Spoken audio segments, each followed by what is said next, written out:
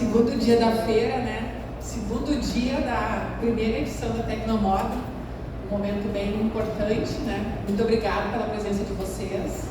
Ontem nós já fizemos essa palestra e eu tinha combinado com a equipe da feira de fazer 2 vezes a mesma, né? Porque sempre tem as pessoas que não conseguem no primeiro dia, vem no segundo dia e é bem importante, né? Então nós vamos falar sobre as tendências do verão 25, né? Tendências e confirmações. Mas antes de falar um pouquinho sobre as tendências, eu gostaria de falar um pouco sobre o nosso trabalho, o que a gente faz, quem é a Compor Digital, quem é a Tatiana, né? Eu sou de Novo Hamburgo, do Rio Grande do Sul, eu sou estilista, consultora de moda, a minha formação inicial é administração de empresas, graças a Deus, porque eu acho que todo estilista e toda pessoa responsável pelo desenvolvimento de produto tem que entender de tudo na empresa, né? A gente tem que entender do preço, do custo, da entrega de matéria-prima, do que é possível, o que não é possível, do que é viável, processos, tem que entender do mercado, do gosto do consumidor, do que vai vender, apresentar a coleção para os clientes também, porque quem criou sabe apresentar, enfim, a gente dá um rodopio por todas as esferas da empresa. Então, eu sempre digo que a minha faculdade de administração de empresas me ajuda muito e sou formada depois pós-graduada em moda pela ESPM. Eu sou sócia do Estúdio Compor há 25 ou 23 anos, né? Eu atuo na área de desenvolvimento de produto há 30 anos, com muito orgulho e até com emoção. Eu falo que me dei conta esses dias que o tempo passou e está fazendo esse ano 30 anos que eu estou dentro de uma fábrica de sapato, ou cheirando cola, que a gente fala, ou cheirando couro, enfim, vivendo isso com muito orgulho, com muito amor e com muita satisfação. E o nosso estúdio de design, né, localizado em Novo Hamburgo, nós trabalhamos sempre.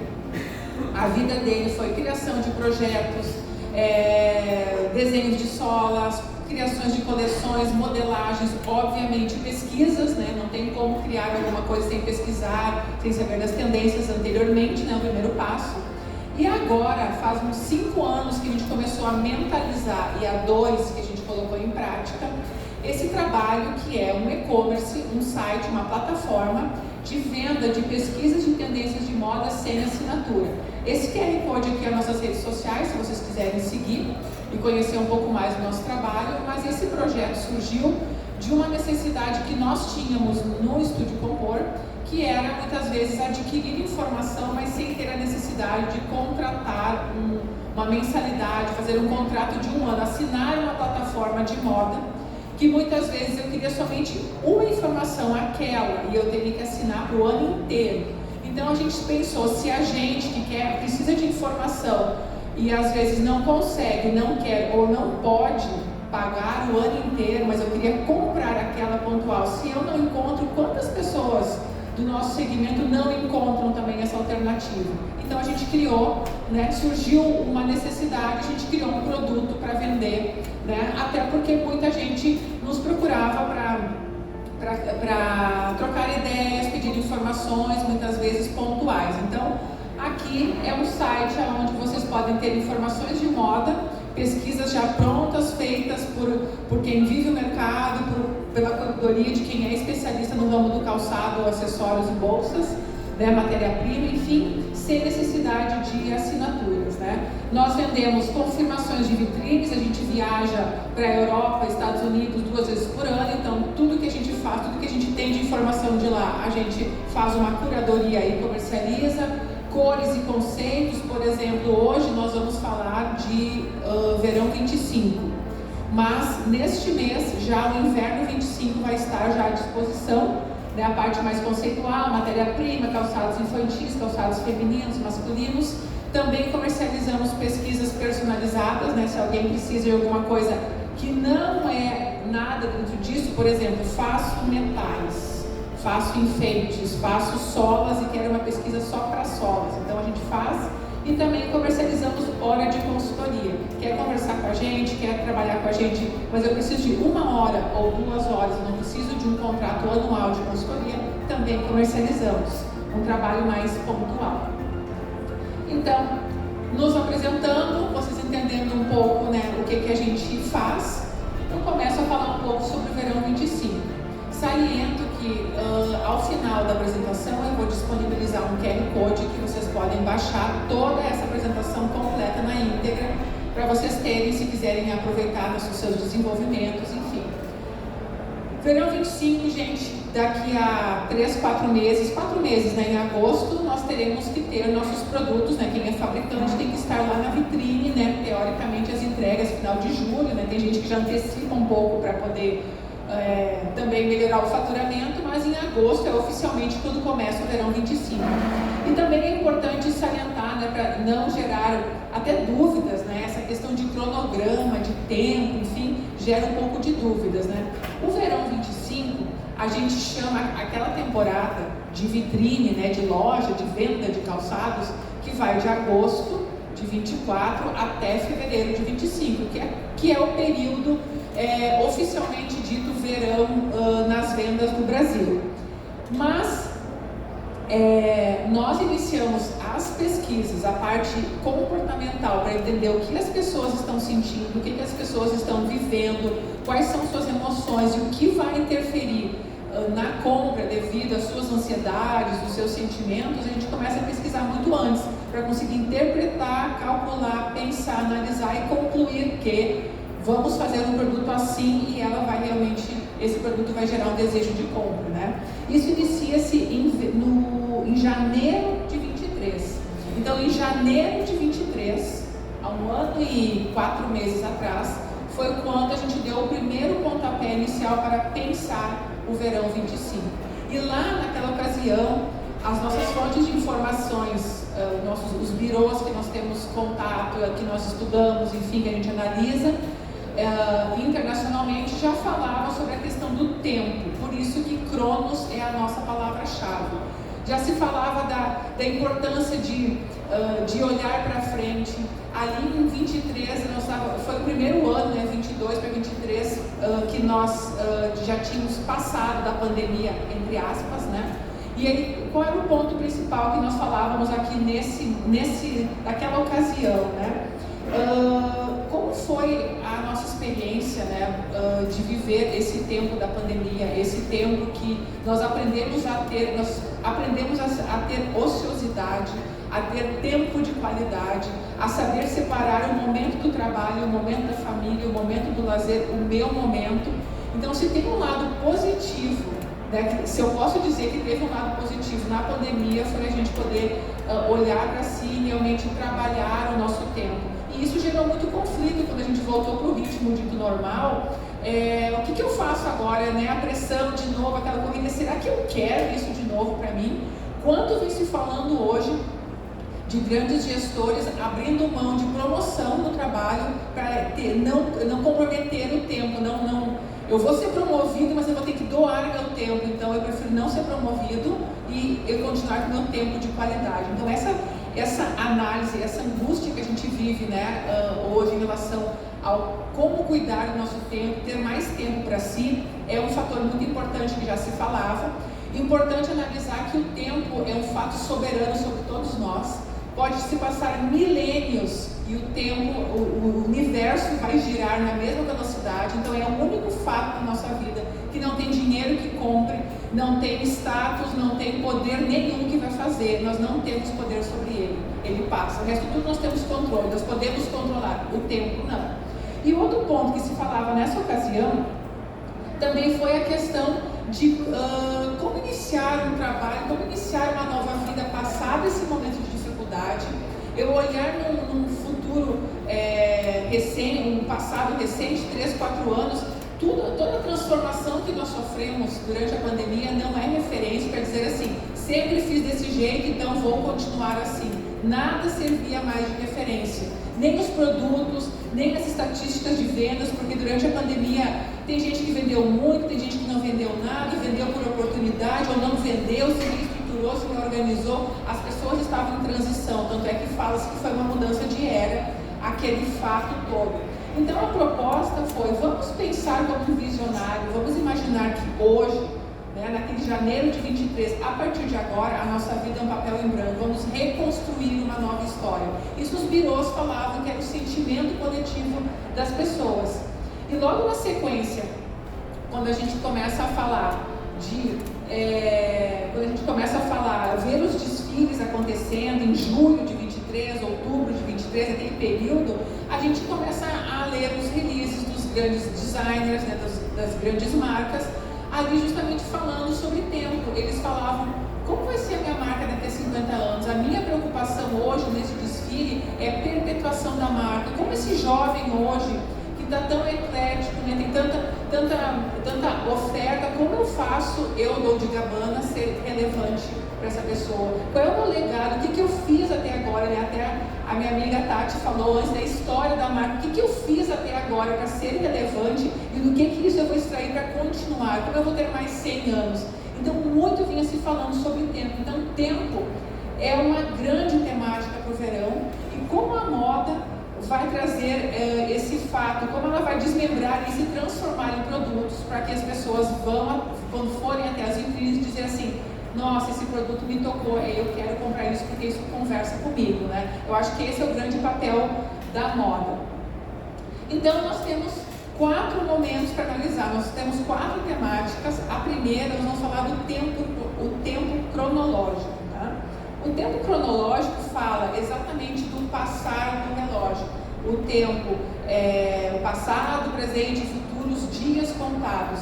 E aqui, trazendo essa análise para o dia a dia, a gente traz uma inspiração nos trabalhos que a gente aprendia lá no passado, né? O feito à mão, né? O que as avós faziam, o crochê, né? Aquele saber fazer manual. Aqui a gente fala muito também de humanização, que é uma palavra que vem se usando muito hoje em dia. Pensar que nesse mundo digital, tudo virtual, tudo, né?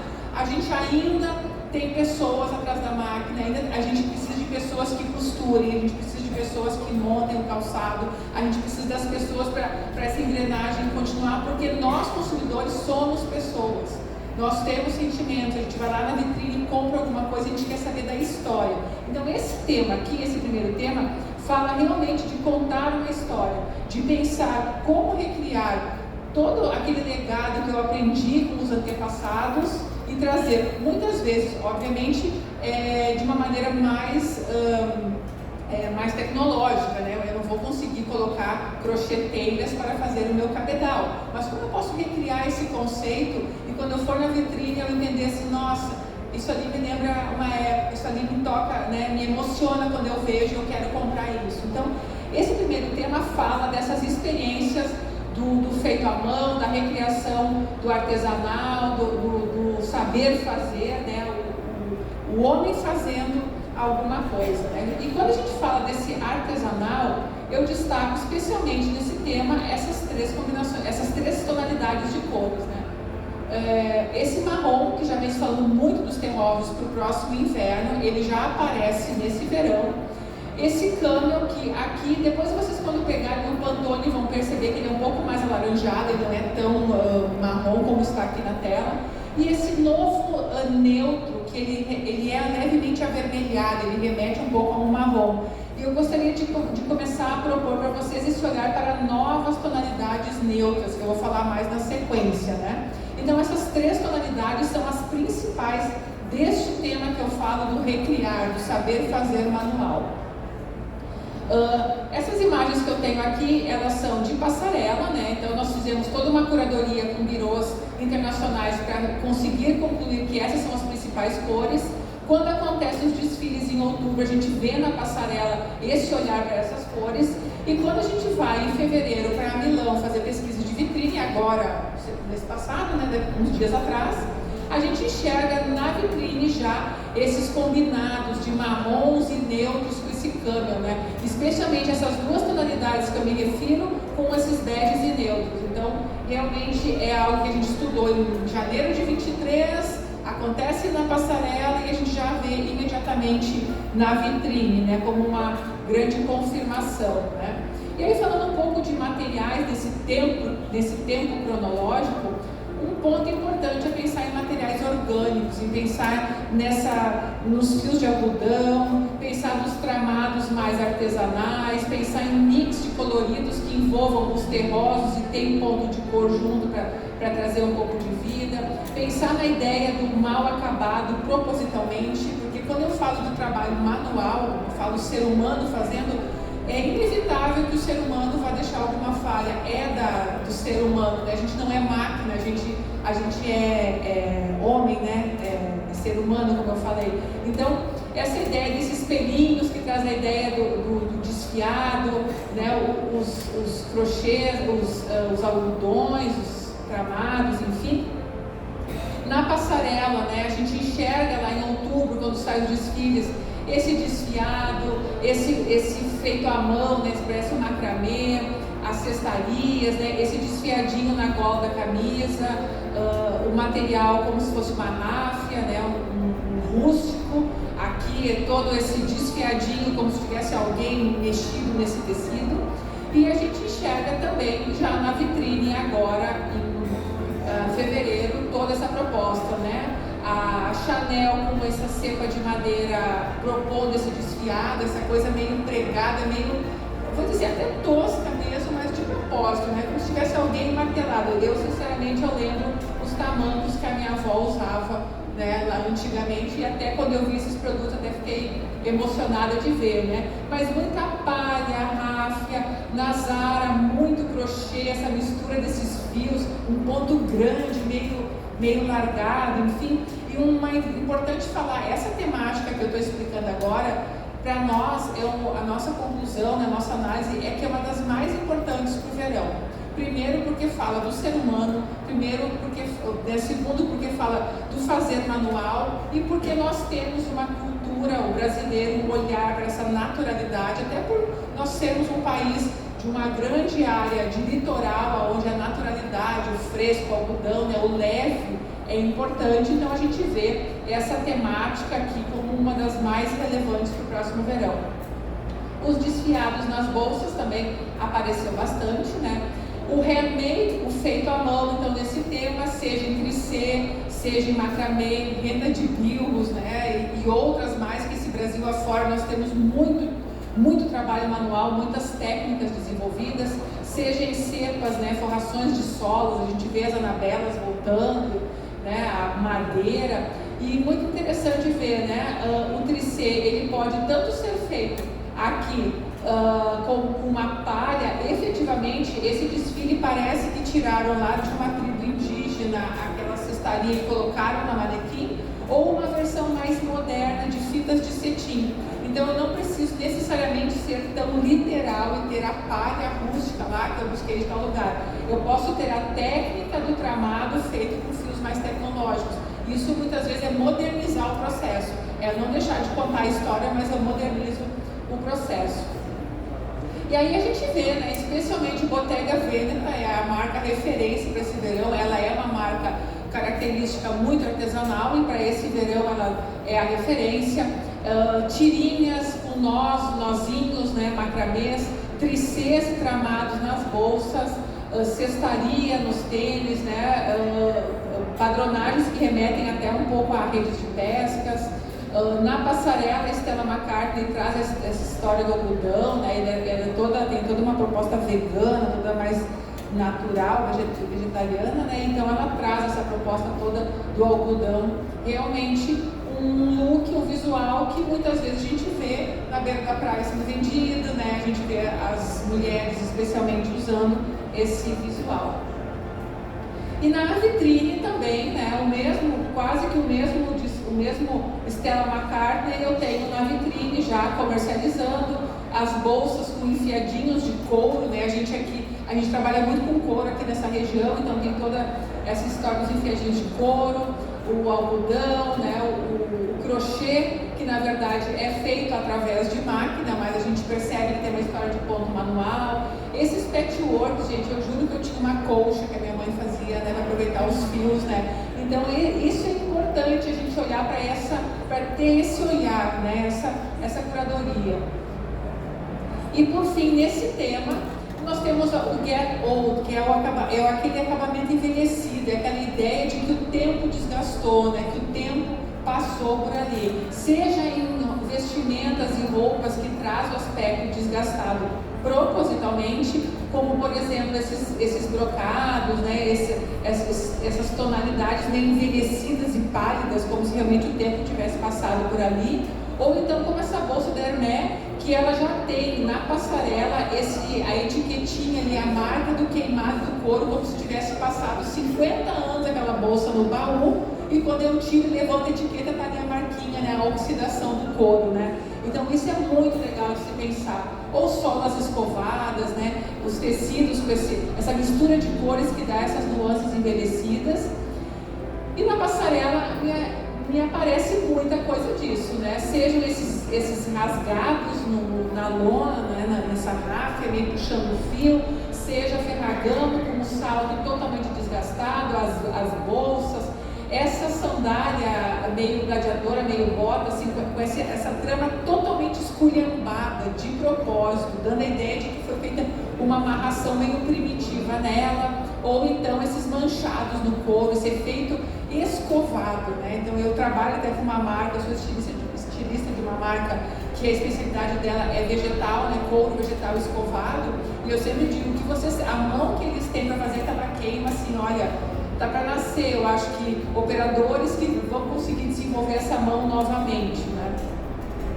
E aí vitrines, agora já em fevereiro, março, com essa proposta, seja nos tecidos esse desgastado, coleção da Zara, gente, essas bolsas desse jeans estonado, a Zara estava lotada dessa ideia em Milão, né? O craquelê, né? Esse efeito queimado. Então olhar para isso aqui, porque isso aqui tudo remete a trabalho manual, né? A queima, a gente sabe, né? Quem é sapateiro, quem é lojista também, quando é uma imitação e quando realmente alguém botou a mão e queimou, que houve um processo para fazer esse trabalho. E aí entrando no segundo tempo, né? Então esse tempo cronológico, né, que eu falei do passado, presente e futuro feito à mão, nós temos um outro tempo muito importante que é o tempo psicológico. É aquele tempo que a gente fala assim, ó, nossa, as minhas férias estavam tão boas, passou tão rápido. Ai, que dia que não passa, coisa entediante que não passa esse dia. Gente, são as mesmas 24 horas. É a nossa percepção de prazer ou frustração que faz o tempo demorar ou passar mais rápido. E esse tempo aqui psicológico, a gente aprendeu a entender ou tomou gosto, eu repito, quando aconteceu a pandemia, que a gente parou para pensar como eu consigo fazer tudo, né? Como eu consigo conciliar o tempo, né? Eu consigo trabalhar, eu consigo cuidar dos filhos, eu vou no supermercado, eu passo mais tempo em casa, né? Vocês pararam para pensar que antes da pandemia, qual era o fim de semana que eu podia dizer na segunda-feira, que legal que foi meu fim de semana? Eu tinha que ter a festinha das crianças, eu tinha que jantar com o marido, eu tinha que ir no cinema, eu tinha que ver as amigas, eu tinha que ir na manicure, eu tinha que ir no mercado, eu tinha compromisso o dia inteiro. Nossa, rendeu meu fim de semana. Na pandemia a gente aprendeu a fazer nada. A gente aprendeu a curtir a nossa casa, fazer a janta com a família, olhar um filme, o ócio criativo, aquela ociosidade. E a gente aprendeu a ponderar. Hoje eu posso dizer por mim que uma segunda-feira que eu tive 2 compromissos já é frustrante. Nossa, fiz coisa demais, eu nem aproveitei para mim. Então são essas percepções.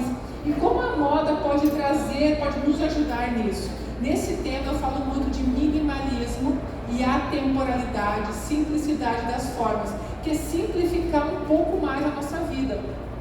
Quando eu falo de atemporalidade, eu falo de produtos que eu compro hoje e que por 5 anos eu vou poder usá-los sem me preocupar se está na moda ou não. Eu falo de modelagens mais simples, não é produto basiquinho, mas assim, ó, menos coisas, menos excesso, menos carregado, que combinem mais com as minhas roupas e evitem que eu tenha que estar sempre me preocupando em comprar uma coisa nova, em ter mais uma coisa, será que eu estou na moda, será que eu estou bonita, será que... aquela ânsia que gera de estar na moda, né? Então essa questão é importante, e também a qualidade do material e a qualidade do produto que eu entrego. Garantir para o consumidor que eu estou entregando um produto de qualidade, porque vai dar mais valor para o dinheiro, ele vai se sentir menos ansioso se ele souber que eu gastei um dinheiro, mas eu gastei com alguma coisa que vale a pena e que vai durar mais tempo, eu fico mais tranquilo e eu não gasto tempo pensando naquilo e eu vou gastar meu tempo com outra coisa. Então a gente fazer produtos que deem a sensação e de fato façam com que o consumidor gaste menos tempo, perdendo tempo com a gente e gastando tempo com a vida dele, contribuir com esse tempo psicológico. E aqui, falando um pouco de cores, obviamente as tonalidades são mais apasteladas. mas mais lavadas, mais suaves, porque eu estou falando de atemporalidade, de durar mais tempo. Mas não quer dizer que só porque eu falo de tonalidades apasteladas e atemporal que tem que ser aquele nude de sempre, tem que ser aquele basiquinho de sempre. Pode ter cor, mas que seja uma cor que perdure, como um leve neon bem fraquinho, que o neon, querendo ou não, vira e mexe, entra e sai, sempre o verde limão funciona. Mas aqui eu estou falando de uma tonalidade muito baixa de Pantone. Aqui distorce um pouco, se vocês pegarem o Pantone, vocês vão ver que é uma tonalidade mais baixa. Estou falando de um verdezinho pistache que sempre funciona num produto e sai daquela corzinha meio trivial, né? Enfim, ou então um rosado, né? E na passarela já aparece isso com força. E nas vitrines também, essa mistura do azulzinho, do verde, do rosado, enfim, essas tonalidades mais tranquilas que nos acalmam, né? Agora, importante que eu quero destacar também neste tema são essas tonalidades de neutros que funcionam muito bem para essa temática do minimalismo, tá? Especialmente esse novo off-white, esse novo cinza e esse novo bege. São tonalidades que estão substituindo esses nudes que a gente tantos anos fala, essa cor de pele. São tonalidades que alguém vai olhar e vai dizer assim, nossa, parece um bege, nossa, parece um cinza, nossa, isso aí é um bege acinzentado. É aquela tonalidade fluida que muitas vezes eu não sei muito bem dizer que cor que é, mas ela sai daquele rosáceo do nude, de cor de pele, que já deu uma cansada, né? Então, muitas vezes vou continuar fazendo aquele meu escarpão clássico, que sempre funciona, mas sai do nude, né? Renova um pouco, mesmo ele sendo um clássico, vem com um novo tom de bege, renove a tonalidade de cor. E aí aqui a gente olha um pouco para as matérias-primas, né? Então, especialmente quando eu falo de classicismo, minimalismo, eu tenho que pensar que luxo é qualidade. Nesse tema aqui, o luxo é ter materiais de qualidade, efetivamente, produtos de qualidade. E falando um pouco de atemporalidade, eu falo de materiais e padronagens clássicas, como os listrados fininhos, os xadrezes neve, eu falo de tecidos como linho, tecidos como algodão, o jeans, que são matérias-primas que nunca saem de moda. Entra e sai, elas sempre funcionam. Como a gente falou antes, né, Tati, o All-Star, né? O All-Star é de lona, uma vida inteira é a mesma lona, a mesma gramatura e nunca sai de moda, né? Então, pensar nessa questão, pensar nesse visual do Brunello Cucinelli, que é essa alfaiataria leve, clássica, que hoje ou daqui a 5 anos essa foto está bem atualizada. Ou até em tonalidades de metalizados, como esse dourado mais envelhecido, que sempre funciona um broche, um enfeite, um detalhe. Com esse acabamento, eu nunca estou desatualizada. Na passarela a gente percebe todo esse olhar, né? Sejam em estampas e texturas que remetem até a ideia né, aquele momento mais difícil e entediante, né? Aquela coisa aquelas buscas que a gente tem no dia a dia, e aí eu trago essa ideia dessas texturas mais padronificadas, né? Ou então até napas mais lisas, que me remete ao sublime do tempo, né? Faz uma alusão ao sublime do tempo. Plissados são texturas importantes, porque elas também são clássicas. Modelagens como a sapatilha e o escarpão, né? Por que voltou tanto a sapatilha e o escarpão, né? Até também pela volta ao trabalho, né, efetivo, que nós tivemos, volta ao office, né, ao escritório, mas também nessa questão do clássico, né? Olhar para o desfile da Chanel e ver esse visual todo navy, todo marítimo, né? Aquela tendência dos estradas, o marinho, enfim. A sapatilha branquinha, offzinha, com um lacinho azul marinho, mais clássica impossível. Tendo hoje, daqui a 10 anos, essa sapatilha no armário, eu estou muito bem, obrigada. E na vitrine também a gente encontra, né, essas padronagens, né, essa ideia dos volumes, do matelacê também, muito importante a gente continuar com essa proposta desses volumes, sejam em formatos tradicionais, sejam em novos formatos, novos desenhos, a ideia desse enrugadinho que remete ao plissado, os tamancos, né, os tamancos de tira, né, de algodão, enfim, as tiras, os plugzinhos, né, retinhos também. Aqui nós temos essa família de dourado com matelacê, bem importante, né? E aí as modelagens também mais minimalistas. Ainda no tempo psicológico, a gente fala sobre fluidez dos materiais, uma leve transparência, um caimento, né? Os metais com um acabamento de um leve degradê, uma brincadeirinha de tom sobre tom, tudo muito sutil, tudo muito discreto, né? Aqui eu tenho de novo a ideia dos linhos, das napas lisas, né? A ideia do monocromático, dessa proposta do monocor, né? Também dá uma ideia de algo mais elegante.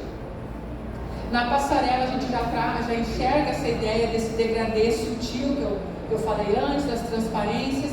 E um ponto importante, gente, vou repetir, né, novamente, não é porque eu estou falando de simplicidade e minimalismo que tem que ser sem graça. A gente tem que achar sempre um detalhe, uma sacada, um elemento de estilo para dizer assim, nossa, que legal, isso é um nada que é um tudo, eu sempre falo no escritório, sabe? É aquele detalhezinho. Por exemplo, essa bolsa aqui, uma baguetinha super classuda, né, que funciona sempre. Olha como colocaram a fivela dessa vez, uma fivela enorme atravessada, então ela é uma básica, mas aquela fivela faz eu querer assim, eu quero comprar essa aqui, porque essa aqui eu não tenho ainda. Então eu não estou falando de nós termos produtos que de repente eu estou falando de longevidade, mas daí o cliente não vai mais na loja comprar. Não. Estou falando de estar seguro que ele fez uma boa compra. Não quer dizer que mês que vem ele vai fazer outra boa compra. Mas para ele fazer outra boa compra, eu tenho que ter alguma coisa diferenciada. Ou, por exemplo, essa Birkin. Uma Birkin preta, palmilha anatômica. Quando eu falo de Birkin, é 2 tiras e uma palmilha anatômica. É o arquétipo. Mas essa aqui tem uma tira na frente que é branca. Ela faz uma brincadeira com preto e branco. Então aqui também é importante, né? Ela tem um design, tem um detalhe diferenciado, né? Aqui ainda falando de modelagens clássicas, né? Não é à toa que esse mocassim, né? O loafer, enfim, como queiram chamar, se perpetua já de um ano e pouco, continua para o próximo verão, para o próximo inverno, ainda de todas as maneiras, né? Nas vitrines nós já vemos, né? Essa modelagem, aqui é importante, gente, o antigo nude e o novo neutro. Ele dá uma cara nova, né? Ele dá um ar de moderno, é totalmente diferente essa cor dessa daqui, né? E os dois são neutros, né? Então aqui, digamos, é quase que um passado. Não estou dizendo que não vai vender, mas eu quero modernizar, eu quero trazer o novo. Vem para essa cor aqui, testa um pouco o novo, né? O jeans ainda continua com força, né? Importante dar uma olhada para isso. Eu já trabalhei em jeans na coleção passada, enfim, podem continuar trabalhando. Existe uma cultura da moda brasileira que a gente usa muito jeans na roupa, então muitas vezes o cliente não quer usar o calçado de jeans, mas é importante não deixar de entender que existe esse caminho. E por fim, aqui uma bolsa na vitrine que traz a ideia do design. Ela é uma bolsa básica, clássica, tem um listado interessante, um comfort, né, um gomado interessante, mas olha como a alça é de atravessada, tem um formato diferente, então pensem nesses detalhes para fazer a diferença nas suas coleções. Entrando no terceiro tema, eu vou falar de tempo histórico. Aqui é o tempo do universo, aqui eu falo sobre espiritualidade. Eu falo de um momento onde a gente para, muitas vezes, para pensar, analisar as dificuldades que a gente está passando, como eu vou continuar, né? Como eu vou, dentro de todos os problemas do dia a dia, como é que eu vou conseguir resiliência para continuar? Aqui eu falo de fé, de espiritualidade, de energia positiva, energia negativa, qualquer crença que você tenha e que faça você se sentir melhor e acreditar e ter força para seguir adiante. Esse é o tempo do universo, né? É um tempo que não se consegue medir, né? A gente fala de astros, de outros tempos, de outras fés, de crenças no passado, né? Aspirações para o futuro, enfim. Então aqui realmente a gente fala desse mundo de espiritualidade. E a gente vê nas passarelas já as imagens sacras, pedras preciosas que remetem à ancestralidade, né, os estigmas das pedras, o misticismo do que traz esse universo. Falo de algumas imagens sacras já mais estilizadas, seja uma pichação no muro, seja uma imagem de religiosidade já toda feita de LED, fitinhas do Bonfim. Então todas essas crenças que nos trazem um pouco mais de alento e esperança para o futuro. E quando eu falo dessas fés de religiosidade, de tempos primitivos, de acreditar em tribos remotas, né, com seus pensamentos, né, enfim, eu acabo trazendo cores mais expressivas, porque realmente quando eu falo de religiosidade, né, as cores são mais expressivas, né? Então eu tenho um vermelho muito intenso, um verdimento e um amarelo que compõem uma vivacidade importante, traz uma ideia de energia para que a gente siga em frente. E aí eu tenho aqui nas vitrines já essas tonalidades, importante que sempre estão misturadas com tonalidades terrosas, né? Sejam esse mix de cores, tipo um vitral de uma igreja, né? Essa dualidade de cores, esse efeito holográfico que me remete ao espectro da luz, né? Enfim, todo esse lado místico, né? E aí entrando já um pouco nos materiais, né? Inspirações nesse efeito holográfico, como eu falei, nas imagens que remetem à etnia e a outras tribos, a ideia das miçangas e das contas e dos amuletos que eu trabalho com essas miçangas. Até um ponto importante, né, fazendo uma analogia a essa imagem aqui, o quanto vem se falando de novo, especialmente para quem trabalha com bolsas, como é que se diz, os penduricalhos, né, os barbicachos e todas as mandingas que a gente coloca, né, nas bolsas, né, com um mosquetão engatado ali, seja uma pimentinha, seja uma fitinha do Senhor do Bonfim, seja qualquer imagem que me remeta a alguma crença, que me dá uma energia positiva para sair de casa, né. E aí nós temos já na passarela toda essa proposta de pedrarias, de cristais, pedras preciosas, sejam mais tons de cristais, sejam coloridas, imagens e roupas, né, que remetem à Índia, né, todo esse lado místico indiano apareceu bastante, coloridos, inusitados, né, toda essa parte aqui da pérola, né, essa ideia do perolado, essa ideia holográfica também que é importante, e especialmente também nesse tema o acabamento dourado amarelo, aquele dourado, né, ouro puro verdadeiro. Nas vitrines também, então dentre todos os materiais e cores eu destaco o ouro e a prata, né, o dourado e o prateado. Obviamente temos metalizados coloridos sim, podemos trabalhar, podemos apostar, mas se eu não posso ter tudo na coleção, eu tenho que dar uma enxugada na minha coleção, vá no dourado e no prateado, que é o mais certeiro, tá? E aí também quero fazer uma alusão à proposta desses mix de cores. Ainda nesse tema histórico, eu quero fazer uma alusão e relembrar a ideia dos vitrais das catedrais, né, esses coloridos dos vitrais, os coloridos que remetem às bandeirolas dos templos budistas, aquela ideia, né, que o vento leva energia, né, o vento flui.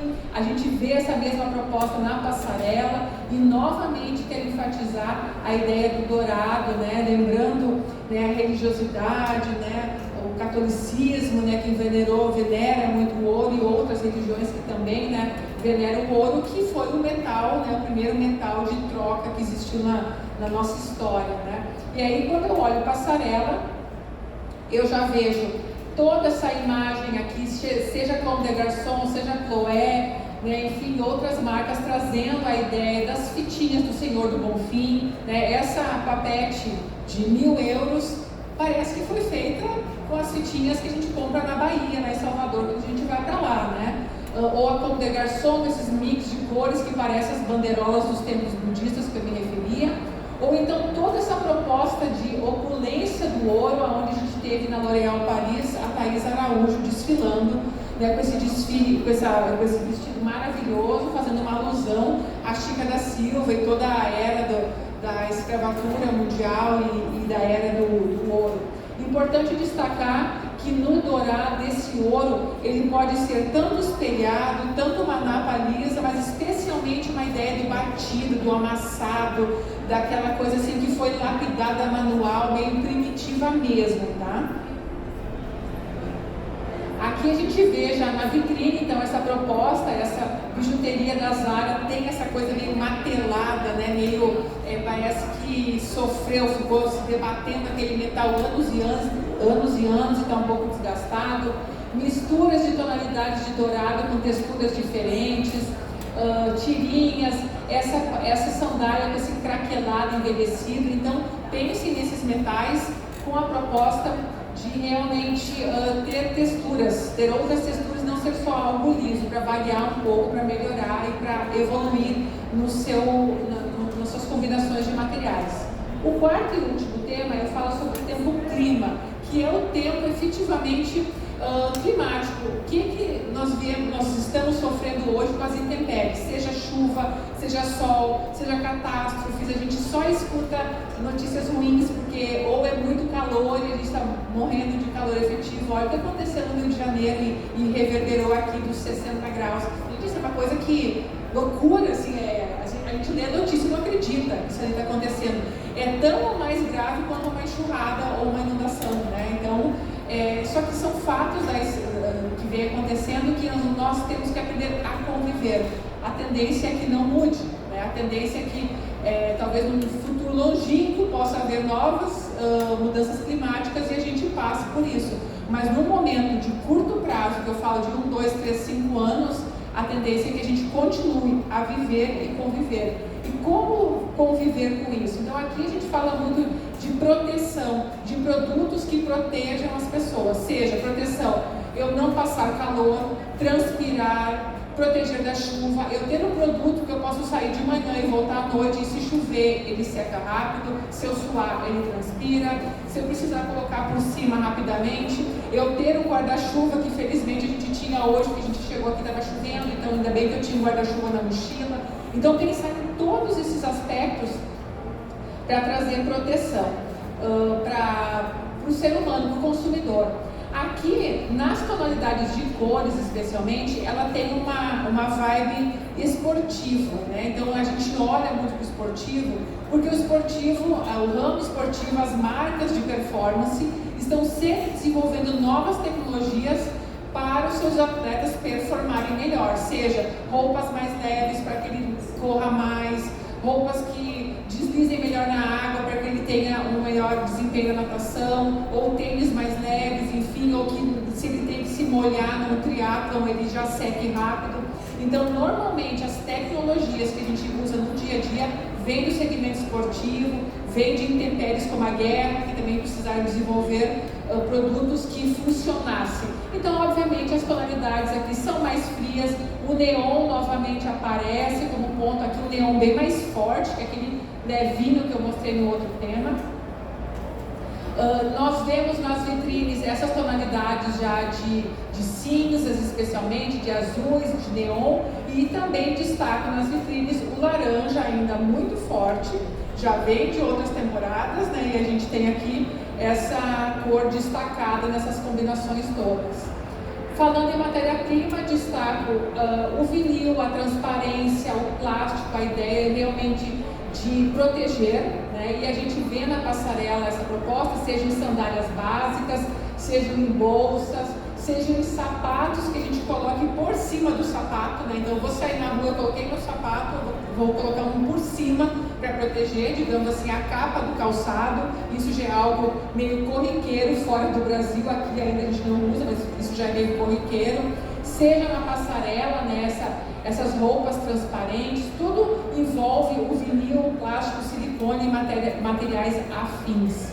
Nas vitrines a gente vê muita tela, né? Vocês já estão vendo os calçados feitos com telas, vazados, abertos, perfurados, ou nos full plastic que tem porosidades e furos para que a gente possa respirar o pé. Os tênis, né? O monofilamento, que a gente vem falando muito desse novo fio para os tênis de performance, especialmente, que traz leveza, respirabilidade e realmente praticidade no uso, né? Função.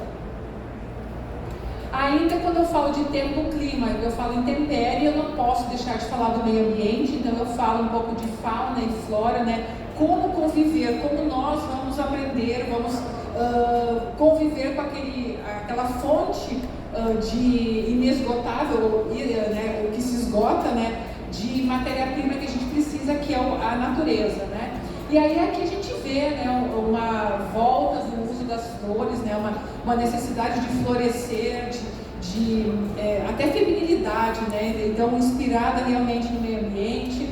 A gente vê o animal print também importante ainda, sendo que o animal print que a gente mais aposta, que a gente mais vê são a onça, né? Então, dentre todos, o croco continua, todos são possíveis de usar, mas se eu quero acertar em sugiro falar de onça, que é o mais certeiro, né? O mais assertivo. Não posso ter todos, não vai na onça, que é mais certo, né?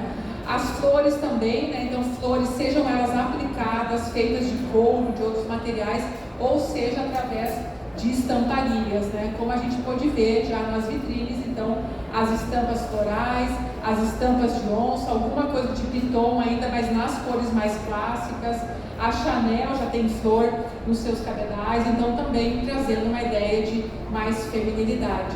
E por fim, importante, esse visual dessas gotinhas de chuva, esses respingos, né? Cada vez mais a gente vê os produtos com estampas de respingos, com bolinhas, enfim, que remetem às gotas de chuva e até o reflexo que isso dá quando a gente sai o sol em cima. Então, inspiração em cima disso. E aí aqui a gente faz uma alusão, por exemplo, aos cristais, aos strass, né? Essas mantas de strass, as meia-canas de strass que ainda continuam na tendência, ainda é possível continuar usando. Essas franjas, esses balangandãs na passarela com os cristais, ou então a ideia desse plástico, desse vinil, né, com aspecto líquido, como se estivesse realmente molhado. Aqui a gente vê essa passarela do Maison Margiela, a gente tem a impressão que ela está molhada, né? O material dá essa impressão, ou então esse outro desfile que mostra ele todo protegido com a capa, né, todo protegido com o plástico. E na passarela e na vitrine a gente já enxerga essa proposta, né? Sejam em bolsas totalmente transparentes com essas pedrinhas de strass, nas sapatilhas a tela com pedrinha de strass, ou então as bolsas de acrílico, ou então até mesmo esse tênis da Adidas que protege o pé. Esse tênis da Adidas é aquele tênis que se está calor vai refrescar meu pé, se está chovendo vai proteger, não vai molhar, não vou torcer o pé, ele é seguro, resistente. Então, ele é o legítimo produto que eu falo, assim, um produto proteção. E por fim, gente, finalizo aqui. Eu deixo para vocês o QR Code, se vocês quiserem escanear, né, digitalizar. Ali vocês podem baixar essa apresentação completa, vocês podem ler com mais tranquilidade todos os pontos que estão ali, trocar ideias. Agradeço a presença de vocês. Tem tempinho para pergunta? Nós que agradecemos, Tati, mais uma vez. Eu tenho certeza, vou abrir aí as perguntas. Alguém quer fazer uma pergunta, com uma experiência vivida? Todo mundo está satisfeito com o seu tempo? Todo mundo está querendo um tempo de mais qualidade? Estamos, né? Todos estamos. Ver onde está acertando, onde está errando. Se alguém quiser falar alguma coisa. Dou uma, dou duas. Alguém vai perguntar? Olha lá.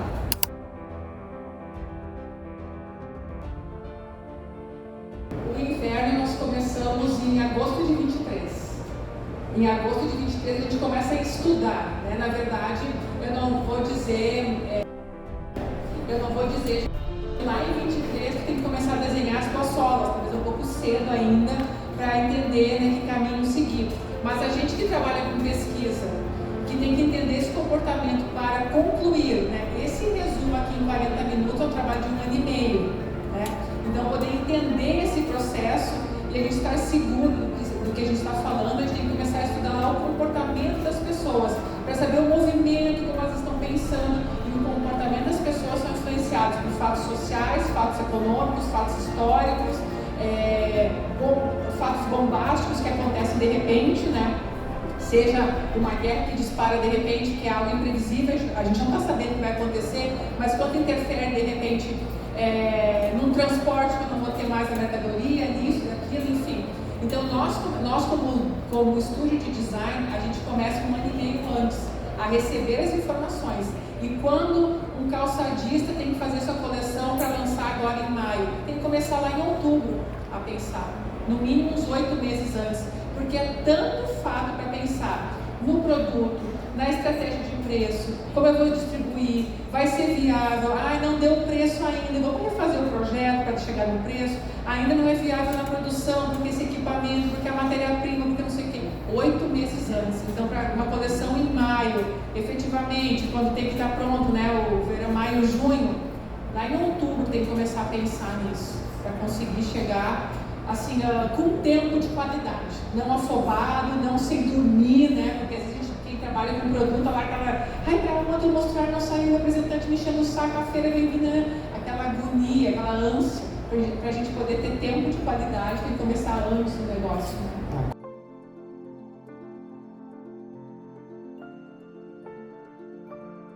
Na vitrine, quem produz, quem é o fabricante, tem que lançar em maio, para vender para o lojista, para ter uns 2 meses, 60 dias de produção, para começar a colocar na vitrine. Por exemplo, né, tu me perguntou do inverno. O inverno, oficialmente, a gente lança em novembro, né? Assim, o mercado estabeleceu que novembro é a data que sai o primeiro lançamento de inverno. Tem que começar a trabalhar agora em março, ou março e abril. Esse é o período para conseguir, primeiro, escolher os materiais e as cores, né? Mandar desenvolver os principais materiais e começar pelo básico, né? O muito diferente tem que ainda analisar um pouco, mas aquele feijão com arroz que tem que sempre ter, a gente já sabe. Então, definir as cores, os materiais, depois definir as construções e as formas, depois fazer a modelagem. Então,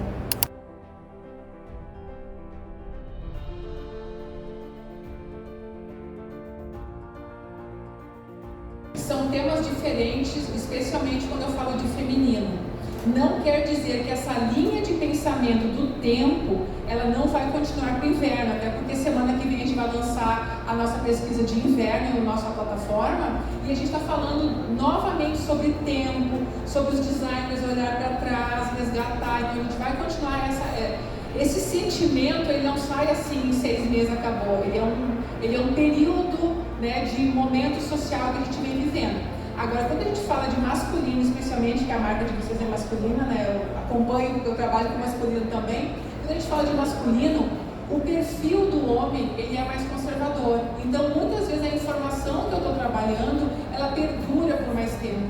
O homem tem, assim, falando agora do dia a dia, né, o homem compra menos produtos que as mulheres, ele não se seduz tanto por uma modinha rápida, ele se seduz por garantia de qualidade, por segurança, durabilidade. Então, são outros valores que tem que estar no sapato. Então, muitas vezes uma tendência para masculino, ele se perdura por mais tempo.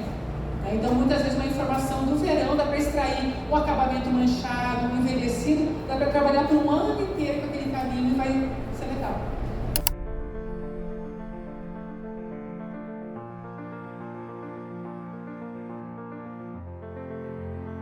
Eu acredito assim, quando tu vai falar de metal, de enfeite, tu tem que pensar mais do que está falando aqui, que tipo de modelagem que vai ser. Por exemplo, né? Ele fala da onça especificamente. A onça está na moda, né? E vai continuar, enfim. Qual é a cor de metal que ele agrada mais, ele combina mais com o couro, uma estampa de onça? Será que é o dourado? Será que é o níquel? Será que é o ouro velho? Claro que tu vai me dizer assim, né? Cada estilista quer o seu. Ok, mas quando tu tem que lançar uma proposta, no teu filho, no teu bom gosto, né? No teu estilo, qual tu acha que combina mais? Então também pensar que estampas que vão estar se usando e que cor de metal clássico combina mais. Esse é um ponto. Quando eu falo de looks monocromáticos, que eu falei ali, no minimalismo, aquele tema psicológico, quando eu falo de modelagens mais limpas, o enfeite tem que ser na cor do cabedal. Então, daqui a pouquinho, pensar nas tonalidades de cores e criar aqueles acabamentos. Não que o teu cliente não vai dizer assim, não, eu gostei do teu bege, vai dizer que o meu bege é esse. Ok, mas ele entendeu que ele tem que fazer na cor do cabedal, que vai ser, né, o minimalismo. Né? Quando eu falo do tempo cronológico, que é o feito à mão, de repente um ouro velho, não faria desgastado, envelhecido, enfim. Eu falei de ouro amarelo, né? Então se eu vou dizer assim, no primeiro tema ali, ó, pensa nos envelhecidos, pensa naqueles metais meio texturizados, enfim. Quando eu falo, né, nos cabedais clássicos, pensa nos enfeites monocromáticos, pode criar uma família de ideias para os clientes, né? Quando eu falei ali de tiras finas, né, enfim, pensar em pecinhas que eu posso unir as tiras, porque quando eu falo de nós e macramês, nem todo mundo pode pagar a mão de obra, nem toda marca consegue pagar a mão de obra que é mandar fazer um macramê de verdade. Mas será que eu não posso ter mini canutinhos que eu junte essas tirinhas e eu dei a ideia do macramê? Né? Então, olhar como estão as modelagens e o que eu posso fazer para colocar um enfeite no lugar de uma mão de obra, de repente. Então, é nesse entendimento. É um pouco sutil, mas dá para tirar coisas dali.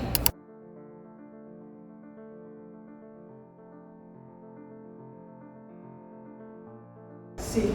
Na verdade, quando eu falo aqui de feminino especialmente, tem bastante itens, né, que dá para se pensar. Por exemplo, não vou fazer um escarpão, né, obviamente para criança, mas quando eu falo da volta da sapatilha, então ter uma linha de sapatilha, né, a gente falou ali das linhas mais tradicionais, né, uma gaspa com um traseirinho, as matérias-primas rústicas que eu falei no início servem também, mas de repente eu sempre tenho que pensar que tem que ter algo lúdico e divertido para a criança. Se eu falo de um material rústico, de um sapato feminino, no infantil talvez eu tenha que colocar um pouquinho de cor, eu tenho que pensar que a mãe vai lavar esse tênis, porque a criança é meio arteira, né, vai correr, enfim, vai sujar, de repente não vou fazer de algodão puro, eu vou fazer de um material mais sintético, como uma rafa, uma palha meio sintética para que possa molhar. Né? Quando eu falo das tonalidades coloridas, de repente numa coleção feminina eu não vou enfatizar, eu não vou usar tanta cor, porque a mulher de repente não quer só tanta cor, mas no infantil eu posso trabalhar com mais cores, né? A parte daqueles, lá no último tema que eu falei, dos vazados, da proteção, de molhar, de chover, isso é a cara de produto infantil. Toda mãe quer um produto, né? Os pais, que a criança vai para a escola, se chover, não molha o pé, se não quer o pé suado também, enfim. Então, pensar em novas tecnologias dos materiais impermeáveis. Só fazer um tênis de lona e dizer que ele tem impermeabilizante, custa mais caro a lona daí, mas é um diferencial para vender. Então, são pontos que a gente pode extrair dali para complementar a coleção.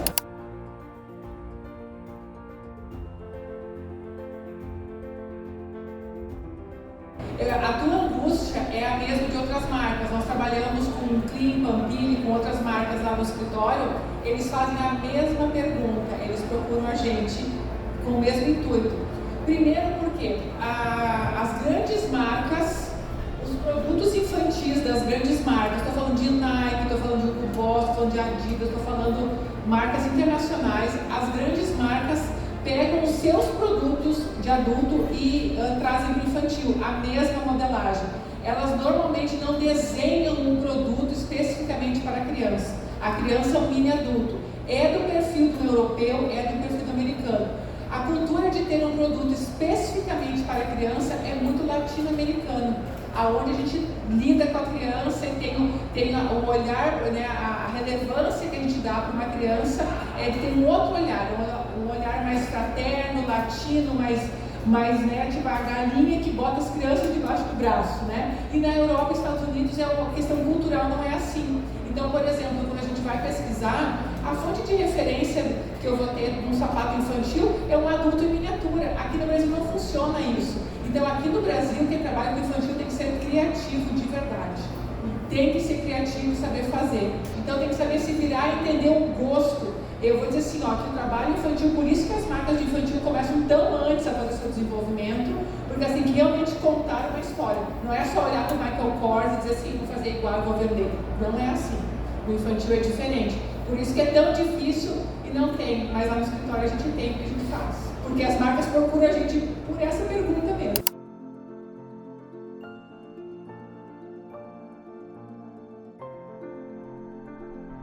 Contar uma história rápida aqui, como que funcionam as coisas, talvez te responda, tá? Se não responder, eu vou continuar a resposta. No geral, vou falar em 1 minuto que deveria ser um semestre de aula, né? Como que as coisas funcionam. A moda que a gente compra, efêmera, que é aquela coisa, eu compro hoje um sapato, boto fora, amanhã eu compro outro, essa modinha, o que a gente compra no dia a dia é efêmero, né? Aquela coisa que passa rápido, eu boto fora. Os móveis, a gente não compra e bota fora todo dia, a gente compra para 10 anos, né? O carro a gente compra para uns 5, 10 anos no mínimo, né? Ninguém compra para botar fora amanhã. Então a fonte de referência começa na arquitetura, na decoração, no automobilístico e depois vem para a moda dia a dia.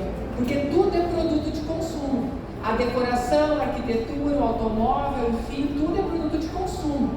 Mas o gosto, a gente começa a se acostumar e ter vontade de, depois de ficar olhando para aquilo. Né? Então, se vocês estão se agradando disso, é porque vocês já estão vendo de uma maneira ou outra. Quanto vocês estão vendo paredes de cimento queimado em madeira? Nossa, como é lindo isso! Aqui toda frente toda de madeira. Será que há 10 anos atrás o Taiwan seria toda de madeira? Aqui na frente não seria. Então, quando eu falo de natural, como eu gosto disso, vocês estão vendo há um tempão isso. Já agradou aos olhos. Então, tudo que a gente faz tem um sentido para aguçar o consumo. Infelizmente, tem que ser nu e cru. A gente é um mundo capitalista, a gente precisa fazer as pessoas irem na loja comprar. Né? Esse é o tapa na cara, desculpa eu dizer, mas vocês são empresários, vocês sabem, a gente vive de uma venda. E que é o nosso trabalho de estilista e marketing, é fazer as pessoas quererem comprar o nosso e não do outro. É fazer alguma coisa legal e que conte, que tenha sentido e que conspire com o universo.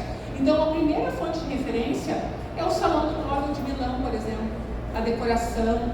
Né? Quando eu começo a ver cores cinzas nas paredes dos prédios que vão ficar pintados por 15 anos daquela cor, eu começo a gostar daquilo. Daqui um pouquinho eu vejo os carros circulando ao redor daquela cor, eu começo a gostar daquele vermelho, daquele neon. Daqui um pouquinho eu começo a ver um sofá, um banco de carro. Daqui um pouquinho, eu não vou pintar, não vou ter um carro neon, mas o meu tênis pode ser todo neon, né? Ai, que legal, eu começo a querer aquilo. Então, está dizendo que já está vindo essa história toda, porque no ramo automobilístico chega antes essas informações macro, esse universo. Eu não estou dizendo pontos de detalhes para o calçado, mas essa conspiração toda vem primeiro no ramo automobilístico. A gente começa a entender aquilo para depois chegar na roupa, para depois chegar no calçado masculino. Por isso que quando faz calçado masculino, a gente deve olhar muito no setor automotivo. Né? O homem compra calçado como ele compra o carro. A sola do calçado masculino é como a roda de carro. É o mesmo sentimento para o homem. Então, também tem que entender isso para saber o que eu vou desenhar. Daí para onde está indo. Quer desenhar masculino? Olha as linhas automotivas, para onde está indo, mais limpo, mais fluido, mais quadradinho, mais, né? As texturas também, né? Dentro dos carros tem a ver com o segmento esportivo, então tudo tem a ver. Não sei se eu respondi, mas tentei te ajudar.